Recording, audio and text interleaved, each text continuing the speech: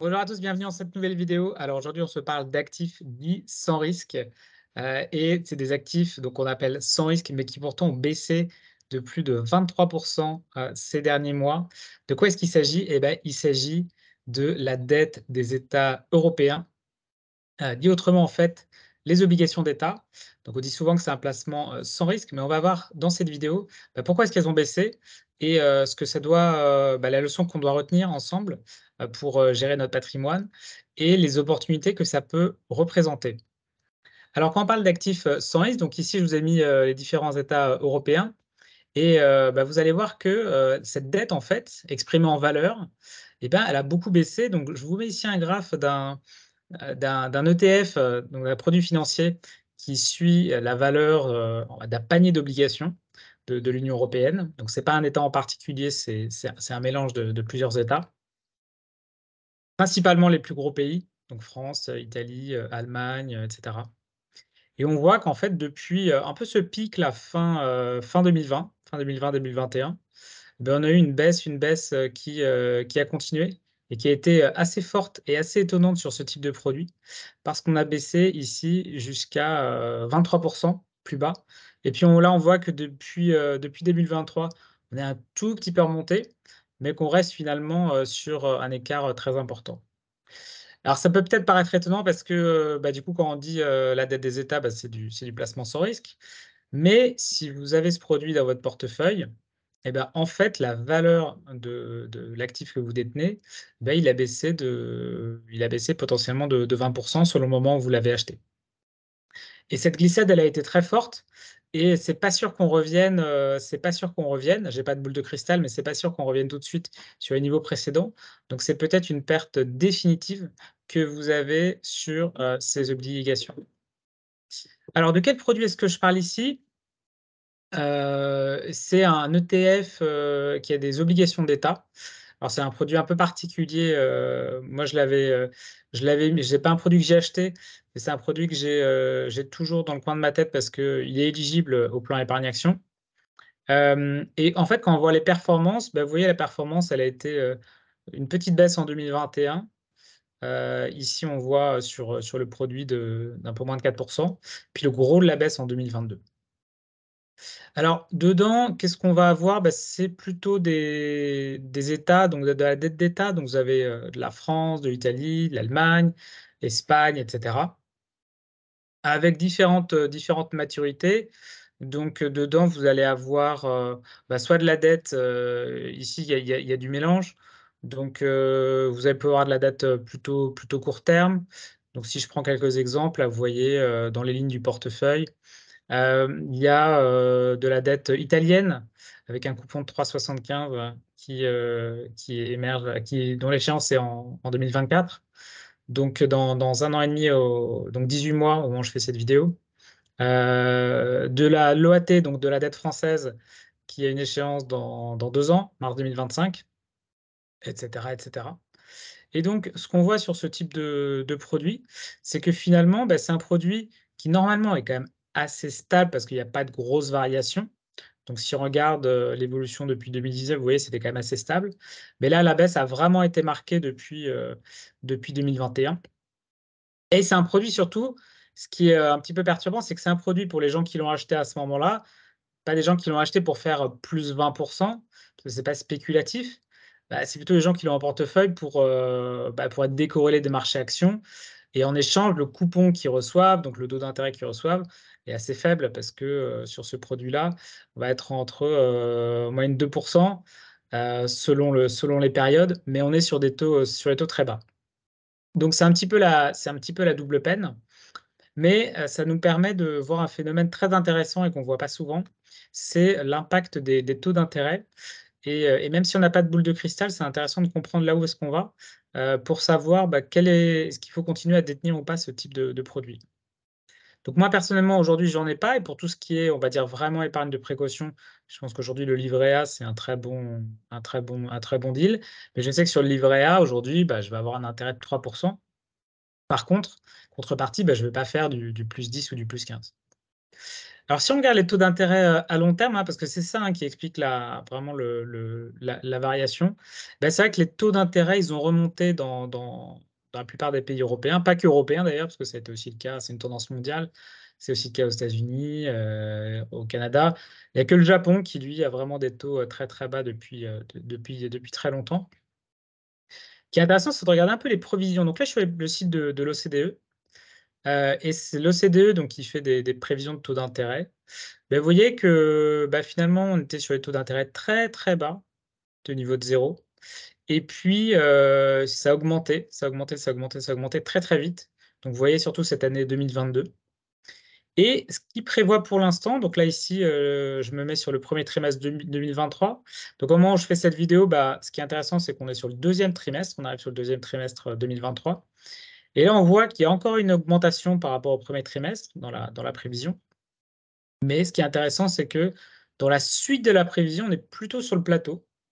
Et c'est pour ça que ça m'a intéressé de faire cette vidéo, parce que peut-être, et encore une fois, j'ai pas de boule de cristal, donc on peut pas savoir, mais peut-être qu'on arrive à un moment où non seulement on est sur un plateau en termes de taux d'intérêt, c'est-à-dire que du coup, les banques centrales vont arrêter de remonter les taux, et que potentiellement, on va peut-être même arriver après, mais encore une fois, j'ai pas de boule de cristal, sur une descente des taux.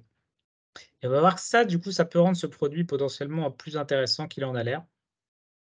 Et donc ça, c'est pour les taux d'intérêt à long terme, mais vous voyez que dans ces obligations, il y a aussi des taux d'intérêt à court terme, hein, et que les taux d'intérêt à court terme aussi, ils ont explosé. Donc c'est ça qui explique la baisse. Et que si on regarde les prévisions de l'OCDE toujours, alors on est sur des niveaux en absolu un peu moins élevés, hein, ce qui est logique. Donc au lieu d'être à 5 points et quelques, on est plutôt juste en dessous de 4. Et ce qu'on voit, c'est un peu la même chose. On voit une prévision sur le deuxième trimestre ici. Deuxième trimestre, du coup, on a une augmentation par rapport au premier trimestre, mais ensuite, après, une stabilité. Alors là, on ne prévoit pas de baisse, mais en tout cas, une stabilité, donc on serait sur le plateau. Alors, qu'est-ce que ça veut dire pour le produit? En fait, c'est assez simple, les obligations. C'est assez simple, c'est que quand les taux montent, la valeur d'une obligation baisse. Et à l'inverse, en fait, quand les taux vont être stables, ça va rester au même niveau, et donc vous encaissez le coupon. Et par contre, quand le taux va baisser, la valeur de l'obligation va monter. Et donc ça, c'est intéressant parce que ça veut dire que si on pense que demain, les taux d'intérêt sont arrivés sur un plus haut et qu'ils vont baisser, à l'inverse, du coup, ça peut être intéressant d'investir sur ce type d'obligation parce que du coup, leur valeur, elle va monter. Alors, on va regarder quelques produits aujourd'hui pour si on veut jouer cette tendance. Vous avez par exemple, donc vous avez plein d'ETF, hein, je vous invite à regarder. Malheureusement, la plupart ne sont pas éligibles sur le PEA, donc il y a le produit donc juste avant dont je vous ai parlé, je vous remets le nom ici. Lyxor PEA Obligation d'État, c'est le seul qui, à ma connaissance, est au PEA. Sinon après, vous en avez sur les comptes titres ou sur les assurances vie. Là, par exemple, on a donc le XOR court terme, donc c'est des bonds, des obligations d'État à 1 ou 3 ans.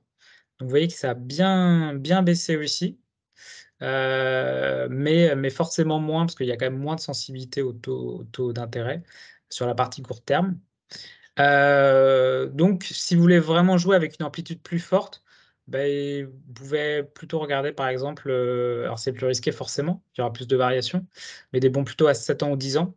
Et donc, vous voyez qu'ici, la baisse a été aussi relativement importante.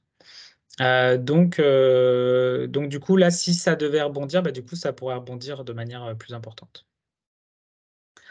Voilà, après, vous pouvez aussi prendre des obligations, donc pas forcément que d'État, mais ça peut être d'entreprise. Donc là, par exemple, je suis sur le XOR Euro Corporate. Là, par exemple, alors c'est sans les financières. Donc là, ici, vous avez de la dette de France Télécom, de Sanofi, de Microsoft, donc des grosses entreprises, hein.